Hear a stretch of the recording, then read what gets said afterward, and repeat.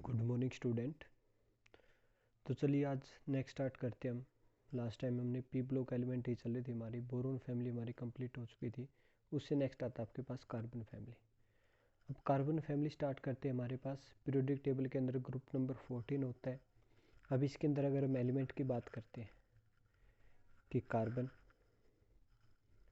Silicon, germanium GE, उसके बाद tin और लेड, ये होते हैं इसके अंदर। सबसे पहले हम इनके मेटल नॉन मेटल निकाल लेते हैं कि आपके पास जो कार्बन होता है और सिलिकॉन दोनों ही non metal, this is the semi metal जिसको मेटलोइड बोल देते हैं। आपके पास जो टिन और लेड है वो आपके पास क्या हो जाएंगे, मेटल हो जाएंगे। ठीक है, इससे नेक्स्ट बात करते हैं। अगर इनकी हम अकरेंस की बात करते हैं, जो कार्बन की अकरेंस होती है, एलिमेंट्स अबेंडेंट एलिमेंट होता है बाई अर्थ क्रस्ट के ऊपर अपने ग्रुप्स के अंदर 70th नंबर होता है इसका आपके पास। ठीक है, नेटिव स्टेट के अंदर भी मिलता है आपके पास, जैसे कि कोल आपके पास, ग्रेफाइट है, डायमंड्स है आपके पास नेटिव यानी कि फ्री स्टेट के अंदर। कंबाइंड स्टेट में के अंदर भी मिलता है कार्बोनेट्स आपके पास, या फिर आपके पास हाइड्रोकार्बन्स आपके पास, जो पेट्रोलियम होता है, कार्बोहाइड्रेट्स है, CO2 है जो एयर के अंदर प्रेजेंस होती है। उसके बाद कार्बन के आइसोटोप भी होते हैं, जैसे कि अगर कार्बन के आइसोटोप की बात करें आपके पास ये चीज़ें कार्बन 13, 14 ये इसके वो आइसोटोप होंगे आपके पास, एंड कार्बन 12 ये चीज़ें 12, 13, 14 भी होता है आपके पास। रेडियो एक्टिव सब्सटेंस होता है आपके पास, रेडियो एक्टिव आइसोटोप होता है आपके पास। उससे नेक्स्ट आता है आपके पास कॉन्फ़िगरेशन की। अगर बात करें इसकी हम, तो एक बार कॉन्फ़िगरेशन देख लेते हैं हम कि कार्बन आपके पास सबसे पहले सिलिकॉन, जर्मेनियम, उसके बाद टिन, उसके बाद लेड, 6, 14, उसके बाद 32, 50 और लास्ट में आपके पास है 82। उससे नेक्स्ट अब जो कार्बन फैमिली होती है उसकी जो आउटर सेल होती है, पी ब्लॉक एलिमेंट होते हैं, तो लास्ट इलेक्ट्रॉन पी में मिलना चाहिए हमारे पास। तो NS2 NP कितना हो जाएगा आपके पास, NS2 एंड NP2। अब N की वैल्यू जो स्टार्ट होगी फर्दर 2 से स्टार्ट होगी अप टू 6 तक। तो देखिए आपके पास इसके अंदर देखते हैं हम 2S2 2P2 ये हो जाएगा इसके अंदर। और स्टार्टिंग में क्या हो जाएगा आपके पास है हीलियम।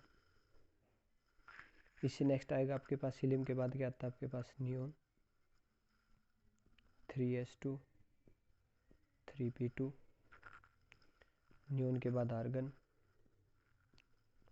4S2 4P,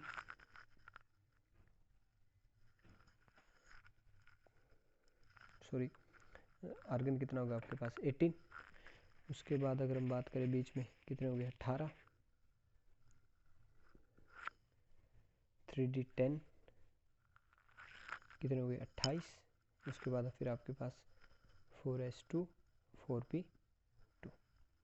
उससे नेक्स्ट आता है आपके पास आर्गन के बाद जो नेक्स्ट फैमिली होती है नोबल गैस वाली, जो उसका एलिमेंट होता है आपके पास है क्रिप्टोन के यार, जिसका 36 होता है आपके पास। अभी 14 आपके पास 4D 10 5S2 5P2। अब जेनोन इसका 4F14 5D10 6S2 6P2 ये हो जाएगा। अब जो p ऑर्बिटल्स होते हैं इनके कौन से ऑर्बिटल्स होंगे, तो जो p के होते हैं आपके पास है वो क्या हो जाएगा आपके पास है PX एंड PY, दोनों के अंदर एक एक इलेक्ट्रॉन आपको फील मिलेगा। तो ये तो होगी इसकी जनरल एक इलेक्ट्रॉनिक कॉन्फ़िगरेशन। अब इसकी प्रॉपर्टीज़ आती हैं, फिजिकल एंड केमिकल प्रॉपर्टीज़, तो वो करते हैं आपके पास स्टार्ट। तो फर्स्ट आती है आपके पास जो क्या प्रॉपर्टी आती है फर्स्ट इसकी, देखिए। तो जनरली हम इसकी स्टार्ट करते हैं प्रॉपर्टी। तो फिजिकल प्रॉपर्टीज़ के अंदर जैसे कि हम जनरली प्रॉपर्टी देखें, फर्स्ट आपके पास इसकी covalent radius.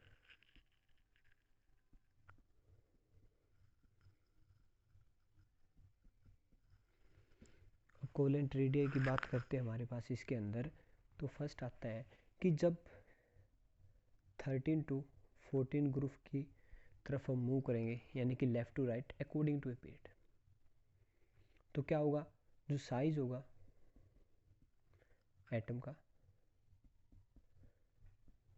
Will be decrease, reason due to the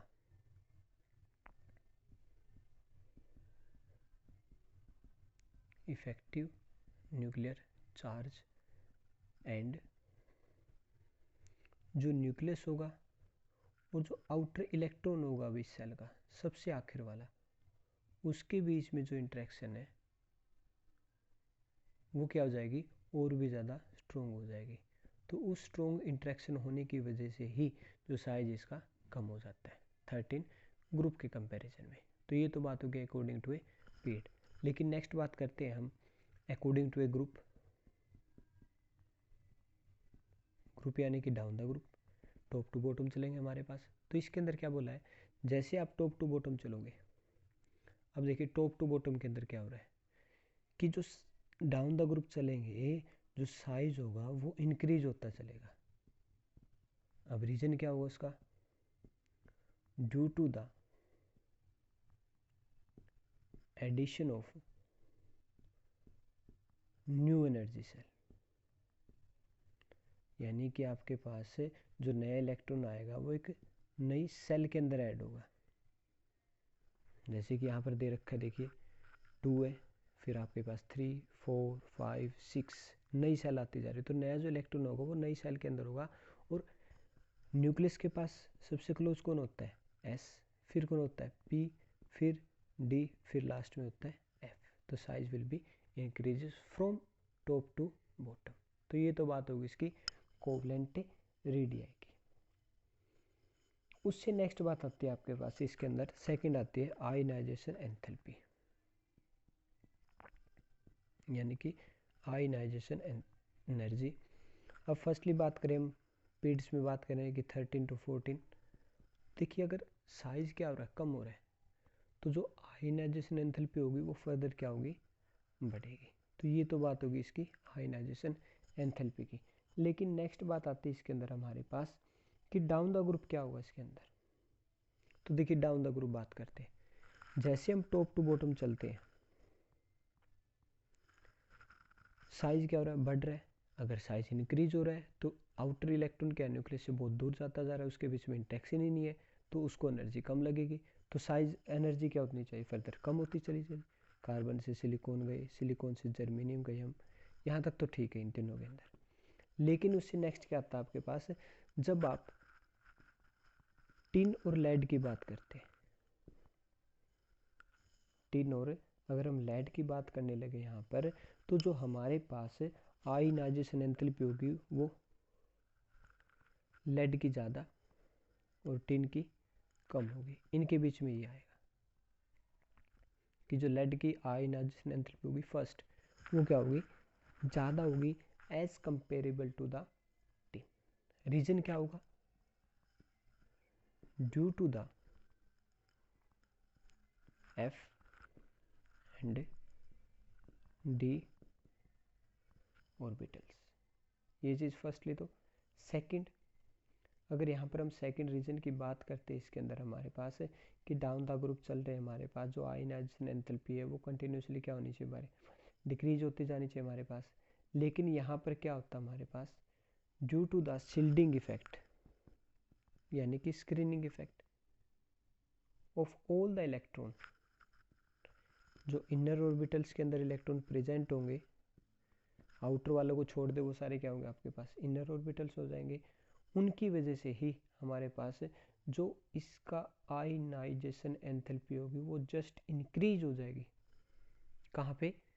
tin से लेड की तरफ। तो हमारे पास जो ओवरऑल ऑर्डर बना आपके पास कार्बन, फिर सिलिकॉन, फिर जर्मेनियम, फिर हमारे पास अगर हम बात करें इसकी टिन की, ये ठीक है, लेकिन टिन की आयनाइजेशन एंथैल्पी फर्स्ट लेड से क्या है? कम है, तो ये इसकी आयनाइजेशन एंथैल्पी हो जाएगी फर्स्ट। तो ये हो जाएगा इसका आयनाइजेशन एंथैल्पी का फैक्टर। उससे नेक्स्ट आती है आपके पास थर्ड की बात करें जनरली आपके पास जैसे कि इलेक्ट्रोनेगेटिविटी।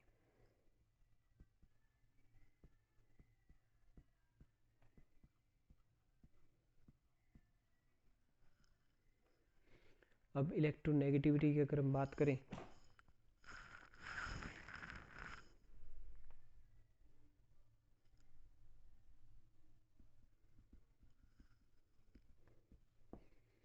अब देखिए इलेक्ट्रोनेगेटिविटी के अंदर अब 13 to 14 चलेंगे तो इलेक्ट्रोनेगेटिविटी क्या हो रही है? इंक्रीज। डाउन द ग्रुप चलते हम तो डाउन द ग्रुप क्या होगा? जो इलेक्ट्रोनेगेटिविटी होगी वो क्या होगी हमारे पास है? डिक्रीज होती चलेगी। कार्बन की सबसे ज़्यादा होगी, सिलिकॉन की फिर और कम हो जाएगी, कार्बन से सिलिकॉन गए डिक्रीज हो गई। लेकिन उसके बाद क्या होता है? जर्मेनियम, टिन, लेड, इनकी ऑलमोस्ट कांस्टेंट हो जाती है। बस जो लेड की इलेक्ट्रोनेगेटिविटी है इनके कंपैरिजन में इसकी 1 पॉइंट ज़्यादा रहती है। जैसे कि इलेक्ट्रोनेगेटिविटी इसका अगर इलेक्ट्रोनेगेटिविटी ऑर्डर लिखे हम, कार्बन का 2.5, सिलिकॉन की बात करते हैं काफ़ी डाउन हो जाती है 1.8, जर्मेनियम की बात करें 1.8, उससे नेक्स्ट आपके पास क्या दे रखा है? टिन की बात करें 1.8, लेकिन जो आपके पास लेड होगा इज द 1.9। तो ये इसका इलेक्ट्रोनेगेटिविटी आउट हो जाएगा। उससे नेक्स्ट आता है इसका मेटालिक करेक्टर, यानी कि मेटल का करेक्टर किस टाइप का दे रखा है तो वो देखिए। अब मेटालिक करेक्टर की अगर बात करें इसके अंदर फोर्थ इसकी जनरल प्रॉपर्टीज,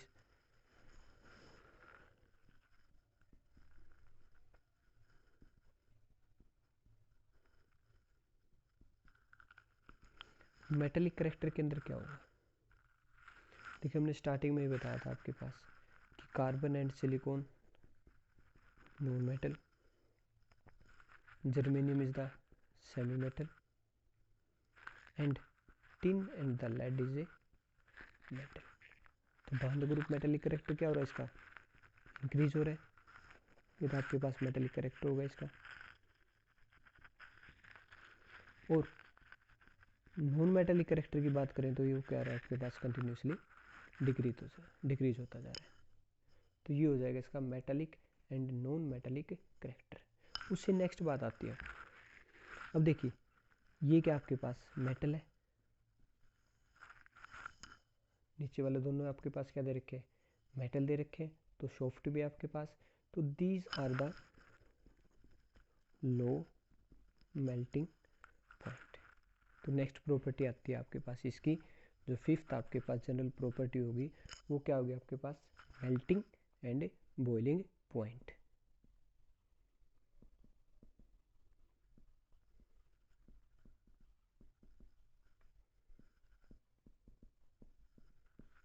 अब जो मेल्टिंग एंड बॉइलिंग पॉइंट होगा इस ग्रुप का, अगर हम 13 ग्रुप के साथ इसको अगर मैच करते हैं तो जो 14 ग्रुप का जो मेल्टिंग बॉइलिंग पॉइंट होगा वो क्या रहेगा हमारे पास से?